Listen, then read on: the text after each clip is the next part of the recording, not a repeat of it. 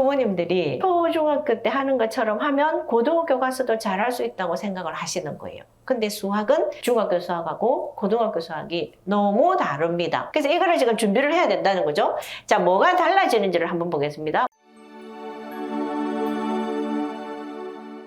난이도가 달라집니다. 난이도가 중학교는 아이들의 평균 점수가 몇 점 정도가 많을까요? 한 70점 전후반이 좀 많아요. 고등학교 1학년이 되면 평균이 중학교 비해서 올라갈까요? 내려갈까요? 몇 점까지 내려갈까요? 네, 이거는 무려 30에서 50점까지도 내려갑니다. 왜 이렇게 갑자기 뚝 떨어질까요? 아이들의 평균 점수가 어렵기 때문에 그렇습니다. 그 고등학교 선생님은 왜 중학교 선생님에 비해서 어려운 문제를 출제할까요? 뭘 하려고 그럴까요? 네, 줄을 세워야 되죠. 등급을 9개 등급으로 나눠줘야 됩니다. 자, 1등급은 몇 %일까요? 4%입니다. 100명이 있다면 4명이 1등급입니다. 근데 만약에 문제가 너무 쉬우면 어떤 일이 벌어질까요? 문제가 너무 쉬워가지고 만점이 10명이 나왔다. 그러면 4명을 가릴 수가 없잖아요. 그럼 그 10명은 만점이라도 그 시험이 모조리 2등급이 되는 거예요. 고등학교 선생님은 정확하게 아이들을 변별해줘야 됩니다. 그러다 보니까 어려운 문제를 섞어서 출제할 수밖에 없습니다. 자, 그리고 이 고등학교 선생님은 수능 시험을 준비해줘야 되잖아요. 수능 시험에 재수생이 30%가 넘습니다. 올해 수능은 35% 정도 예상을 합니다. 결국 수능은 누구하고 붙는 게임일까요?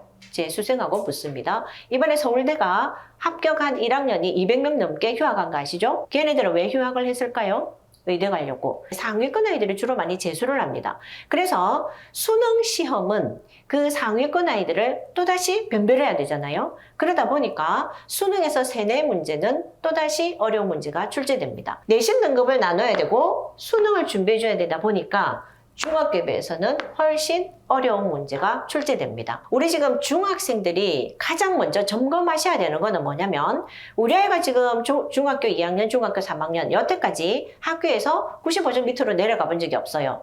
이것만 생각하시면 안 됩니다. 중학교 때 95점하고 고등학교 때 95점은 차원이 다르다는 거죠. 난이도가. 그래서 중학교에서도 100점 받을 수 있어야 되지만 얘가 나중에 고등학교에 가서 훨씬 심화를 만나더라도 얘가 심화 문제를 풀 수 있는 근육을 키우고 있는지 이거를 먼저 점검하셔야 됩니다. 심화를 하지 않았던 아이가 고1 때 힘들어지는 거예요. 그럼 고2는 더 어려워지냐 쉬워지냐 보겠습니다. 아까 수학원의 내용 중에 잘 보세요. 수학원에 빨간색으로 제가 표시해둔 부분 있죠? 빨간색으로 표시된 부분에 보면 지수함수, 로그함수, 삼각함수 이런 말이 보이십니까? 이 파트가 예전에는 문과 학생이 배우지 않았던 이과 영역입니다. 지금 잘 보시면 수학 1, 수학 2지만 예전에는 미적분 1, 미적분 2 시절이었어요. 이 교육과정 전에는 자 미적분 1은 문과가 하는 거였어요.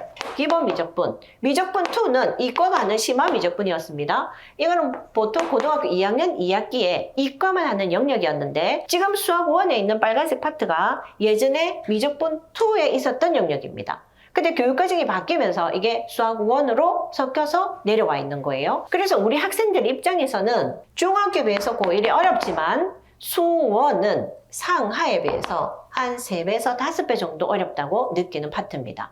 그래서 우리 학생이 수학을 공부를 할 때 수학 1은 반드시 반복이 필요하다. 굉장히 어렵습니다. 아이들 입장에서. 그리고 이 파트는 반드시 고등부 학원에서 고등부 선생님하고 수업을 하는 게 유리하다. 저는 그렇게 얘기를 드립니다. 고2가 되면 굉장히 많은 수포자가 발생을 하는데 수포자가 쏟아지는 첫 번째 이유가 생각보다 어려워집니다. 그래서 반드시 지금 심화를 하고 있는지 이거를 챙겨보셔야 됩니다.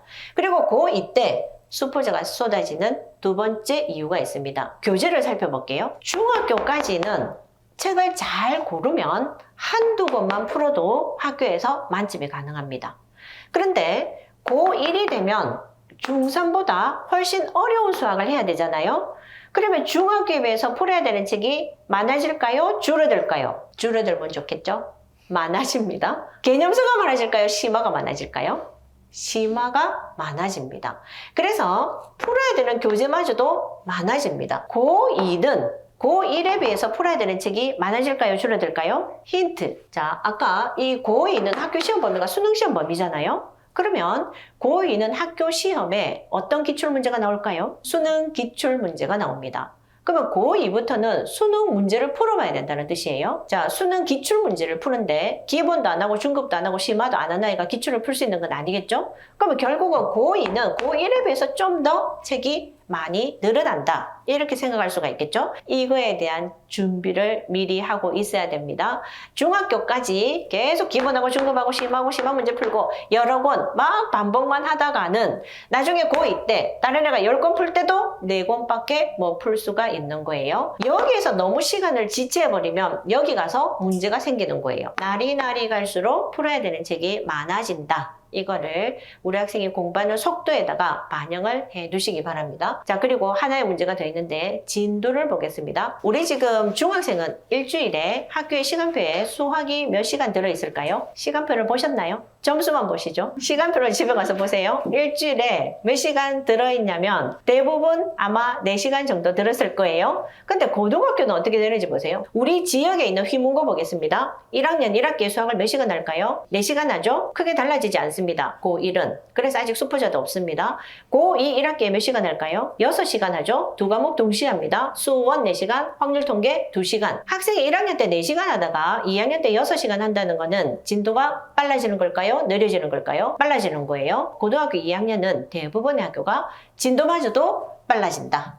그래서 고2 때 수포자가 쏟아지는 3가지 이유가 이 3가지입니다. 생각보다 어려워지고 풀어야 되는 책은 너무 많아지는데 진도마저도 빨라지더라. 그래서 고2 수학을 나중에 급하게 준비를 하려고 하면 따라갈 수가 없는 거예요. 감당을 할 수가 없는 거예요.